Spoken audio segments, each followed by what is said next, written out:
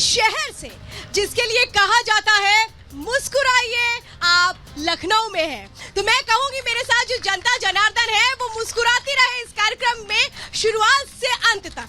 High profile seat है लखनऊ की, ये वो सीट है जहां से अटल बिहारी वाजपेयी चुनाव लड़ते रहे, 5 बार वो सांसद भी रहे, और उनकी उन पंक्तियों को याद किए बिना आगे बढ़ना एक तरह से कहें सही मायनों में सही भी नहीं होगा। और मैं उन पंक्तियों को याद करते हुए आगे बढ़ूंगी। हार नहीं मानेंगे, रार नहीं ठानेंगे, हार नहीं मानेंगे, रार नहीं ठानेंगे।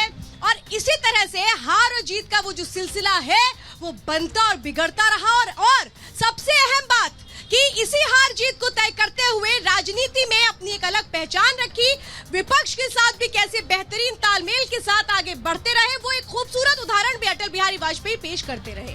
और आज राजनीति से जुड़े उन्हीं पहलुओं पर बातचीत हम करेंगे, जानेंगे कि लखनऊ में क्या वो अहम मुद्दे हैं। राजनाथ सिंह चुनावी मैदान में है, रक्षा मंत्री राजनाथ सिंह, और जब उन्होंने यहाँ से नामांकन किया तो लोगों से उन्होंने एक तरह से निवेदन भी किया और विनती भी की कि वो वक्त नहीं दे पाते लेकिन चुनावों के बाद जरूर सबको वक्त देंगे। तो समाजवादी पार्टी की ओर से रविदास मेहरोत्रा चुनावी मैदान में ताल ठोक रहे हैं, लेकिन किसके ताल में कितना दम है ये आपको बताएंगे। खास मेहमानों का पैनल भी हमारे साथ है, लेकिन शुरुआत इस रिपोर्ट के साथ।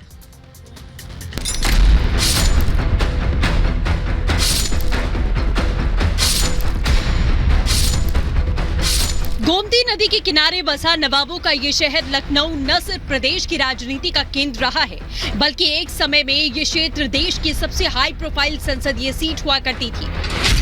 पूर्व प्रधानमंत्री अटल बिहारी वाजपेयी का ये संसदीय क्षेत्र रहा है और वो यहाँ से लगातार 5 बार सांसद रहे। लखनऊ सीट की अपनी अलग खासियत है। लखनऊ सीट बीजेपी का मजबूत गढ़ है, जहाँ विपक्ष के लिए सेंधमारी करना इतना आसान नहीं है। गठबंधन के तहत यहां साइकिल रफ्तार भरने की कोशिश कर रही है। इस सीट पर कांग्रेस को 40 साल पहले आखिरी बार जीत मिली थी। इस समीकरण को ध्यान में रखते हुए समाजवादी पार्टी ने राजनाथ सिंह से मुकाबले में अपने विधायक रविदास मल्होत्रा को टिकट दे दिया। बीजेपी यहां क्षत्रियों के साथ कायस्थ, वैश्य और सिख समाज को साथ रही है। हैट्रिक लगाने के लिए राजनाथ सिंह यहां से तीसरी बार मैदान में है। नामांकन के वक्त उनके पावर शो में उमड़ी भीड़ ने ही विरोधियों को हैरान कर दिया था। हमारे लिए भी अप्रत्याशित था। मुझे ये कल्पना नहीं थी कि जनता का इस हद तक का स्नेह मुझे प्राप्त है। 24 की चुनावी चहलकदमी के बीच राजनाथ सिंह ने लखनऊ में अपनी रैली के दौरान वन नेशन वन इलेक्शन के संकेत दिए हैं। केवल सरकार बनाने के लिए राजनीति नहीं करती है, बल्कि देश बनाने के लिए भारतीय जनता पार्टी राजनीति करती है। इसलिए सारे देश भर में एक साथ ही लोकसभा और सभी की राज्यों के विधानसभा के चुनाव संपन्न होने चाहिए। यह हम लोगों का एक फैसला है। नामांकन के बाद राजनाथ सिंह 2 बार लखनऊ आ चुके हैं, फिर भी उन्होंने अपनी व्यस्तता के कारण लखनऊ की जनता से भावुक अपील की और उनसे माफी भी मांगी। अपने संसदीय निर्वाचन क्षेत्र के लिए जितना समय देना चाहिए मैं नहीं दे पा रहा हूं, इसके लिए आप सबसे मैं क्षमा चाहता हूं। चुनाव समाप्त होने के बाद मैं आप सभी से मैं मिलता रहूंगा। इधर लखनऊ में एक कार्यक्रम के दौरान राहुल गांधी ने पीएम मोदी के साथ डिबेट की चुनौती को स्वीकार किया। 100% किसी से भी डिबेट करने को तैयार हूं, प्रधानमंत्री से। मैं प्रधानमंत्री को जानता हूं, प्रधानमंत्री मुझसे डिबेट नहीं करेंगे। अब देखना होगा कि बीजेपी अपने इस किले को बचाए रख पाती है या फिर विपक्ष यहां पर सेंधमारी करके जीत का लंबा इंतजार खत्म कर पाएगा। क्या लखनऊ में राजनाथ सिंह को एक तरफा जीत मिलेगी या फिर यह हाई प्रोफाइल सीट भंवर में फंस जाएगी। Bureau report, Republic Bharat. और खास मेहमानों का पैनल इस वक्त हमारे साथ है। सबसे पहले परिचय करवा देते हैं। आनंद दुबे जी बीजेपी से हमारे साथ हैं, बहुत बहुत स्वागत है आपका। अनिल दुबे जी आरएलडी से हमारे साथ हैं, आपका भी बहुत बहुत स्वागत है। डॉक्टर आजीज खान हमारे साथ समाजवादी पार्टी से, आपका भी बहुत बहुत स्वागत है।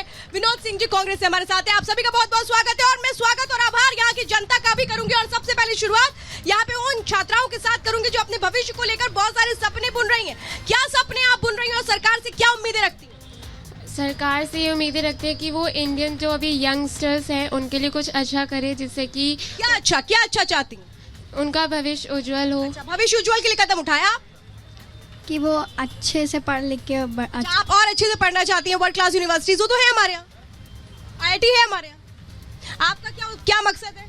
हमारे पास जो इंफ्रास्ट्रक्चर है वो अच्छा हो जाए, हमारी स्टडीज़ एंड बाकी सारी चीज़ों में और भी ज़्यादा स्कोप बढ़ जाए, और एज वेल एज हमारा जो इकोनॉमिक डेवलपमेंट है वो अभी भी लो पे है, तो वो भी इंक्रीज़ होना चाहिए। काफ़ी जानकारी है। काफ़ी डेवलपमेंट होना चाहिए जो कि अभी बहुत कम पेस पे हो रहा है, ताकि और फास्ट हो डेवलपमेंट। आप एजुकेशन में ही लाइक ग्रोथ हो, और जैसे हम लोग की न्यू एजुकेशन पॉलिसी आई है वो तो अगले साल से जो हम लोग के 10th से वो इम्प्लीमेंट होने वाली है, लेकिन जो हम लोग ने जो ऑलरेडी 12th में आ चुके हैं उनके लिए क्या करेगी सरकार? यहाँ पर जो बच्चियां हैं, जो स्टूडेंट्स हैं, उनके अपने अपने यहाँ पर सवाल है, जवाब है। यहाँ पर जो हमारे साथ जनता जनार्दन है वो तो है ही है, लेकिन जो एक तरह से कहें कि लखनऊ के लोग हैं वो क्या सोच रहे हैं? भैया जरा चश्मा हटा लीजिए, जवाब दीजिए। जी जी, धूप अभी नहीं है। बोलिए। धूप की जरूरत नहीं है। नाइट में सवाल है आपका, क्या सवाल? देखिए, इस समय शिक्षा और रोजगार की सबसे बड़ी बात है कि ज्यादातर सरकार को शिक्षा और रोजगार, इसमें जीएसटी, ज्यादातर बुक पे जीएसटी लगा दिए हैं, कम से कम आपका क्या सवाल? महिलाओं की सुरक्षा जो बर्बाद हो रही है वो सही हो जाए, बेरोजगारी सही हो जाए, युवाओं के जो साथ जो अन्याय हो रहा है, किसानों से। क्या अन्याय हुआ आपके साथ? आप भी तो युवा हैं, क्या अन्याय हुआ? एक मिनट, ग्रेजुएट है, दिल्ली यूनिवर्सिटी से ग्रेजुएट है, बेरोजगार बैठे हैं। तो बेरोजगारी और अन्याय तो अलग अलग मामले हुए, तो किसकी जिम्मेदारी? सरकार की जिम्मेदारी। मतलब थोड़ा कंफ्यूजन है। भाई साहब आपका सवाल। सबसे पहले मैं लखनऊ में आप लोगों का हार्दिक स्वागत, अभिनंदन करता हूं।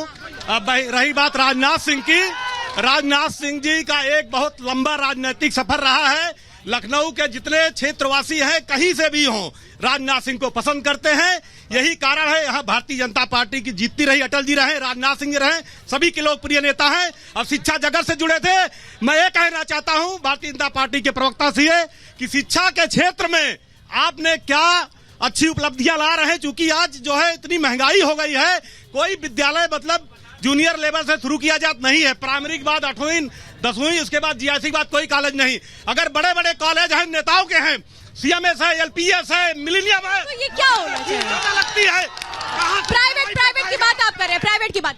मैं आती हूँ, आपका जवाब लूँ। हमको सपा और कांग्रेस से पूछना है कि ये रोजगार की बात कर रहे हैं और शिक्षा की बात कर रहे हैं। रोजगार, अगर इनकी सरकार ने हिमाचल प्रदेश में एक मुद्दा उठाया था कि हम 1 लाख वैकेंसी रोजगार देंगे हिमाचल। उत्तर प्रदेश में आइए ना। हम देश की बात कर रहे हैं, हम देश की बात करेंगे। देश में रोजगार नहीं है, रोजगार कहाँ से देंगे? रोजगार हिमाचल प्रदेश में बोले 1 लाख देंगे, तो सुक्खू, उनकी पार्टी आई, सुक्खू सिंह बोले कि वैकेंसी है ही नहीं है, तो कहाँ से रोजगार देंगे?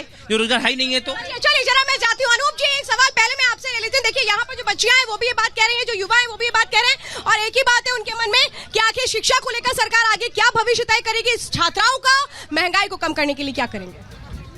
देखिए, सबसे पहले सभी वासियों को नमस्कार। और आपके लिए कि लखनऊ महज शहर नहीं, गुंबदों मीनार नहीं, इसकी गलियों में फरिश्तों के पते मिलते हैं। तो जहां तक बात रही, हमारी सरकार ने शिक्षण संस्थानों पे काम किया है।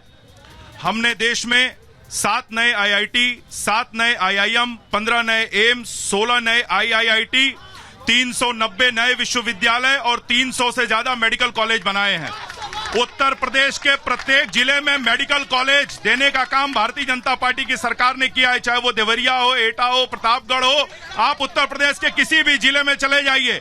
इसके अलावा उत्तर प्रदेश में विश्वविद्यालय बनाने का काम भारतीय जनता पार्टी की सरकार ने किया है।